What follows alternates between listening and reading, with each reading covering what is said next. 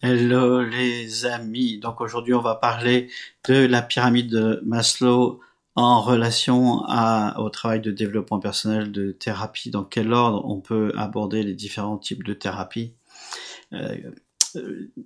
Ok, Maslow était donc un psychologue qui a développé cette théorie à partir des années 45-50.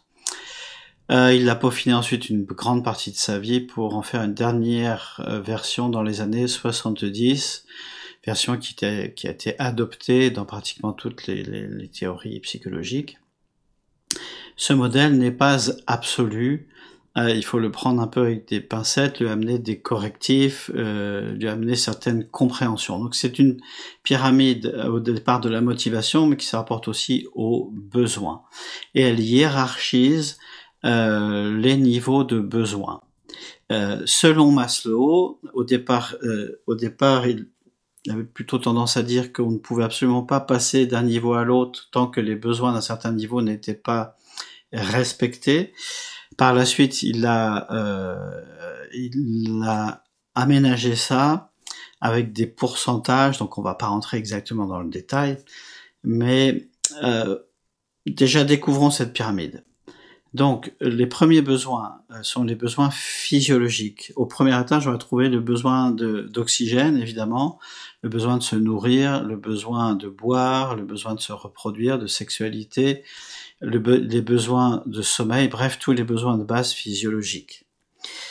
Le deuxième étage de la pyramide va se rapporter, et ça c'est très important en ce qui nous concerne, nous les amis, au besoin de sécurité du corps, de l'emploi, bon dans le monde moderne de l'emploi, des ressources, de la famille, de la santé, de la propriété, c'est tout ce qui va nous donner un sentiment de sécurité et qui va faire qu'effectivement que notre système nerveux autonome va commencer à s'apaiser, d'accord, sécurité intérieure également.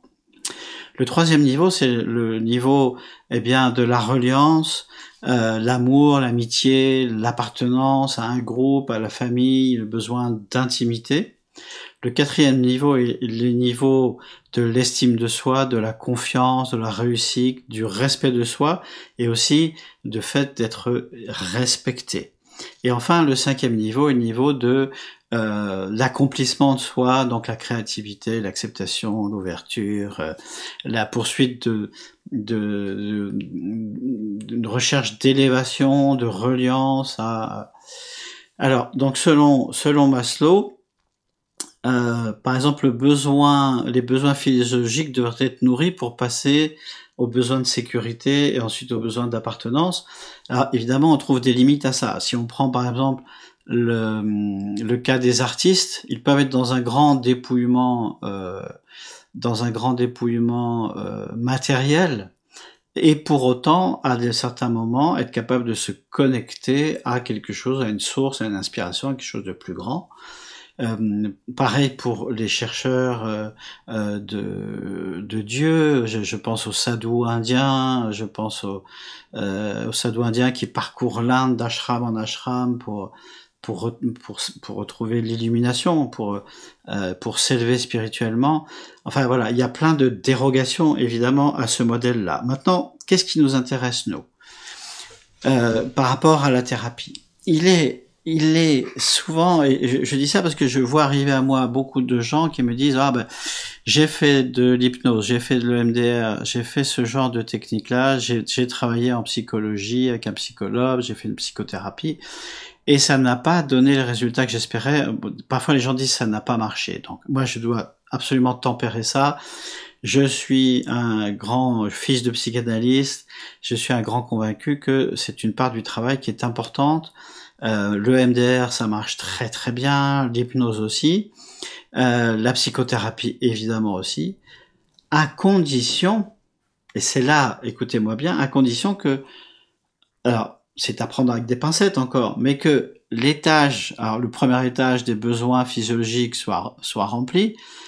Et on sait très bien, la plupart des gens qui viennent à moi me disent « mais moi j'ai une respiration très bloquée, très superficielle, mon diaphragme est bloqué ». Donc là on peut se poser déjà quelques questions sur les besoins physiologiques.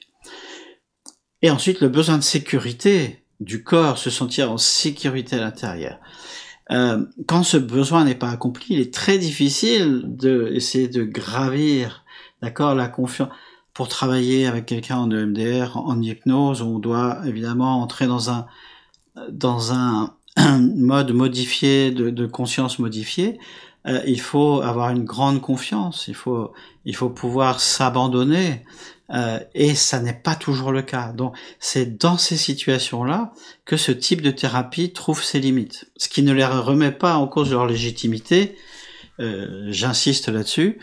Encore une fois, j'ai moi-même, après le décès de ma mère, j'ai pratiqué un certain nombre de séances de MDR qui m'ont fait énormément de bien. Mais moi, j'avais accompli ce deuxième étage. Mais il est vrai que lorsque j'étais très démuni dans la rue SDF, et puis plus tard en réinsertion, donc avec des conditions de vie en appartement thérapeutique, et puis en contrat aidé avec l'État, les CESU, je crois que ça s'appelait à l'époque, enfin les emplois aidés, en tout cas dans les grands problèmes, dans les grands moments de dénuement, quand je consommais encore de la drogue et de l'alcool, on me proposait des séances de psychothérapie, des choses comme ça, et c'était juste impossible pour moi.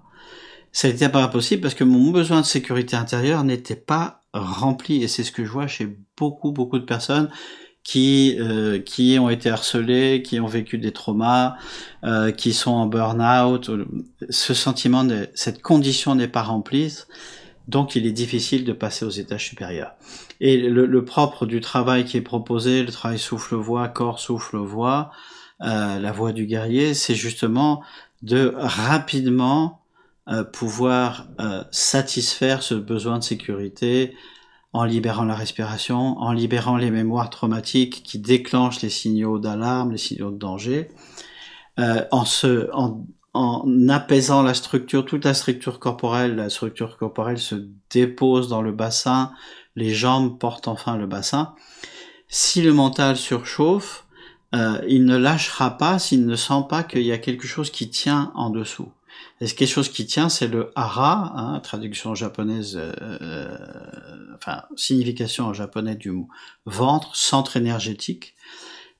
Tant qu'on n'est pas connecté pour diverses raisons, à cause de tensions importantes, tant qu'on n'est pas connecté à ce centre, c'est difficile de ressentir ce sentiment de sécurité. Le corps doit se déposer, s'apaiser, se détendre, pour pouvoir se déposer en lui-même et trouver ce sentiment de plénitude, de sécurité qui arrive dans les programmes assez rapidement. Voilà, j'espère que cette explication, encore une fois, il y a plein d'exceptions à cette pyramide. Pour finir, par exemple, beaucoup de gens me disent moi j'ai beaucoup de mal à méditer, la méditation ça ne marche pas pour moi. Oui, encore une fois, parce que tant que le système nerveux autonome est en mode danger, fuir ou combattre, en mode hypervigilance, très difficile, il y a des exceptions, mais il est très difficile de méditer.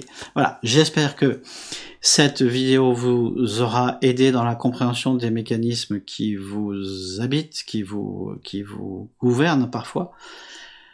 N'hésitez pas à liker, à commenter, à mettre un petit mot, à me poser vos questions. Je suis là pour vous. Je vous souhaite le meilleur. À très vite. Bye bye.